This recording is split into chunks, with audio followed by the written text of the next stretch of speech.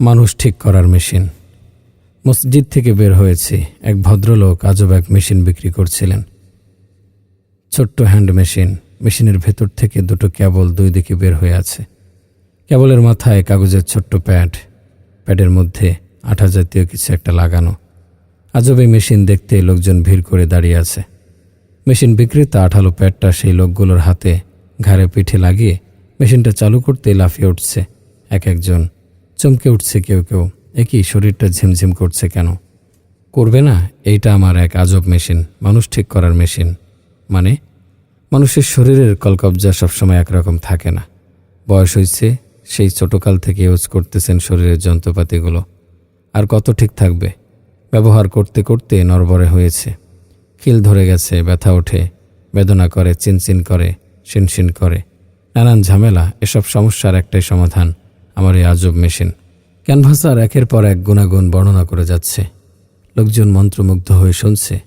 এত গুণ যে মেশিনটার দামও নিশ্চয় বেশি হবে। ক্যানভাসার বলল, ভয় লাগতেছে? ভাবছেন অনেক দামি জিনিস? ভয় পাবেন না ভাইয়েরা, আমার এই আজব মেশিনের দাম মাত্র 1000 টাকা। 1000, 1000, 1000।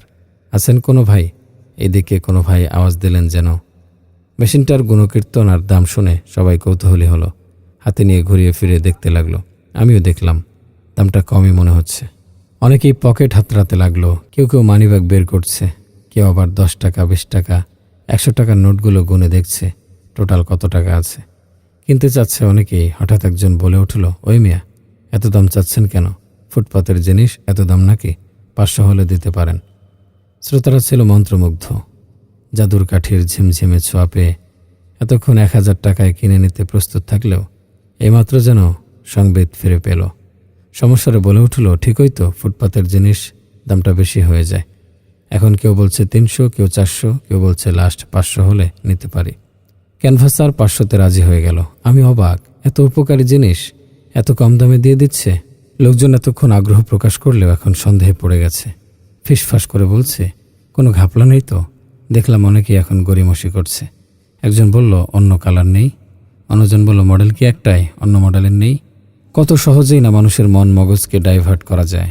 এতক্ষণ যে মেশিনটি 1000 টাকায় কিনে ফেলতে প্রস্তুত, সেই জিনিসটি এখন 500তেও কিনতে নারাজ। প্রথমে ক্যানভাসারের কথাতে মনের অবস্থা এরকম ছিল, এখন অন্যজনের কথায় আগের অবস্থা পরিবর্তন হয়ে গেল। বন্ধুবান্ধবদের সঙ্গে আমরা প্রতিদিন কত গল্পগুজব করি, একটু চেষ্টা করলে কিন্তু তাদের মনের গতিপথটাকে পরিবর্তন করতে পারি। যে বন্ধুটি দিনের দিকে ঝুঁকতে চাচ্ছে না, তাকে উদ্দেশ্য করে সিদ্ধান্ত নিতে পারি যে ধীরে ধীরে তার জীবনের গতিপথটাকে বদলে দেব, আসমানি রঙে রাঙিয়ে দেব তার হৃদয়টাকে। 1-2 ঘন্টা কিংবা 1-2 দিনের হয়তো সম্ভব হবে না, সময় লাগবে। প্রথমে 1-2 দিনের কথা বলি। আল্লাহ আমাদের কেন পাঠিয়েছেন, তিনি আমাদের কি কি নিয়ামত দিয়ে রেখেছেন, আমাদের কি করা উচিত। ধৈর্য ধরে চেষ্টা করলে কি একজন মানুষের হৃদয়ের রূপ রং পরিবর্তন করা অসম্ভব কিছু? বান্দার কাজ হলো চেষ্টা করা। স্ত্রীর সঙ্গে অভিমান করে এক হিন্দু ভদ্রলোক নিজের গায়ে আগুন দিলেন। বাঁচতে চান না তিনি, অভিশপ্ত জীবন আর রাখতে চান না তিনি। কি লাভ বেঁচে থেকে? তার চেয়ে আগুনে পুড়ে ছাই হয়ে যায় ধুকে ধুকে। বাড়ির পাশেই বাজার। ভদ্রলোক গায়ে আগুন নিয়ে বাজারের ভেতর দিয়ে দৌড়াচ্ছিলেন আর চেঁচাচ্ছিলেন। লোকজন হৈ হৈ করে উঠল। বাজার ভর্তি লোকদের মধ্যে হুড়োহুড়ি পড়ে গেল। আরে আরে, এ কী কাণ্ড! লোকটা তো মরে যাবে, আগুন নেভাও, বাঁচাও তাকে। ভদ্রলোককে আটকানো হলো। হোক সে বিধর্মী মানুষ তো, তাকে নিশ্চিত মৃত্যুর হাত থেকে বাঁচাতে কেউ পানি, কেউ বালি, কেউ কম্বল নিয়ে এগিয়ে এলো।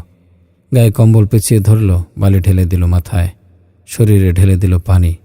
অবশেষে সবার সম্মিলিত প্রচেষ্টায় লোকটাকে আত্মহত্যা থেকে বাঁচানো গেল।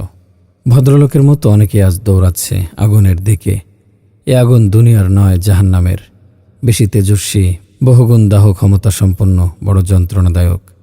হিন্দু খ্রিস্টান তো আছেই, মুসলমানরাও দৌড়াচ্ছে প্রতিযোগিতার সঙ্গে। অথচ কি অদ্ভুত বিষয়, তাদের বাঁচাতে কেউ এগিয়ে আসছে না। যে যার মতো আছে নির্বিকার। জ্বলছে জ্বলুক না, পুড়ছে পুড়ুক না, আমার কি আসে যায় তাতে। বরং তাকে আরও এগিয়ে দিচ্ছি আগুনের প্রজ্বলিত শিখার দিকে। তার সামনে তুলে ধরছি নিত্য নতুন পাপের সরঞ্জাম, যা তাকে বিরত রাখছে রবের প্রতি কৃতজ্ঞতা আদায় থেকে। অ্যানালগ আছে, ছাড়ো, ডিজিটাল ধরো। টিভি ছাড়ো, ভিসিআর ছাড়ো। কেন পড়ে আছো মান্ধাত্তা আমলে? এখন তো ইউটিউবের যুগ, ইন্টারনেটের যুগ। পকেটেই পাচ্ছ সব, হাতের মুঠোয়। একজন অমুসলমানকে আত্মহত্যা থেকে বাঁচাতে সবাই সচেষ্ট। জেগে উঠছে মানবতাবোধ। এটাই স্বাভাবিক, কিন্তু হায়, মুসলিম ভাইয়ের প্রতি কারো কোনো দরদ নেই, মমতা নেই। কিভাবে তাকে নরকের কঠিন আগুন থেকে বাঁচানো যাবে, এ নিয়ে কারো মধ্যে মানবতাবোধ নেই। ধরুন, একটা কুকুর আপনাকে প্রতিদিন জ্বালাতন করত, আপনার খাবারে মুখ দিত, আপনাকে কামড়ে দিতে চাইত, মোট কথা আপনাকে চরম বিরক্ত করত। একদিন কুকুরটি কোনো কঠিন বিপদে পড়ল, আপনি তখন কি করবেন? আপনাকে বিরক্ত করার অপরাধে তাকে বিপদের মুখে রেখে পাশ কেটে চলে যাবেন, নাকি তাকে বিপদ থেকে বাঁচানোর চেষ্টা করবেন? নিশ্চয় বাঁচাতেই চাইবেন। একটি কুকুরকে অথবা একজন বিধর্মীকে যদি বিপদের হাত থেকে বাঁচাতে পারি, তবে কেন পারি না একজন মুসলিম ভাইকে জাহান্নাম থেকে বাঁচানোর চেষ্টা করতে? দুনিয়াবী বিপদে তো একজন আরেকজনের জন্য এগিয়ে আসছি, কিন্তু কবর ও হাসরে যে কঠিন বিপদ অপেক্ষা করছে, এর থেকে বাঁচানোর জন্য কতজনই বা অগ্রসর হচ্ছি? অন্যকে সাহায্য করব কি নিজেই নিজেকে বাঁচানোর কোনোরূপ চেষ্টা করছি না। চেষ্টাটা করা উচিত, বরং জোরেশোরে চেষ্টা করা উচিত। আমার আমল কবুল হয়েছে কি না এটা বোঝা কঠিন, কিন্তু আমার চেষ্টার কারণে যদি কেউ নেক আমল করে, এতে আমি লাভবান হয়ে যাব। সে যে আমলটি করবে এর সওয়াব আমিও পেয়ে যাব। আমার চেষ্টার ফলে যতদিন সে নেক আমল করতে থাকবে, ততদিন আমি সওয়াব পেতে থাকব। অথচ এতে স্বয়ং আমলকারীর সওয়াব বিন্দুমাত্র হ্রাস পাবে না। তাই আসুন নিজেও জাহান্নামের আগুন থেকে বাঁচি, অন্যকেও বাঁচানোর আপ্রাণ চেষ্টা করি। যদি এইটুকু না পারি, জৈনক শায়েখের নিচের এই কথাগুলো তো অন্তত মেনে চলতে পারি। শায়েখ, আমি প্রতিদিন কিছু না কিছু ভালো কাজ করতে চাই। এটা তো সহজ, প্রতিদিন অন্তত 25 বার মানুষকে আল্লাহর দিকে ডাকবে। কিন্তু শায়েখ, আমার একটা সমস্যা আছে। কি সমস্যা? আমার জড়তা আছে। কি কথা দিয়ে ডাকবো, কিভাবে ডাকবো বুঝতে পারি না। এ আর কঠিন কি? আল্লাহর বড়ত্বের কথা, কুদরতের কথা, আল্লাহর কাছে একদিন আমাদের ফিরে যেতে হবে, এই কথা বলবে। এতেও সমস্যা হয় শায়েখ। কেন? আমার আত্মসম্মান বোধ প্রবল।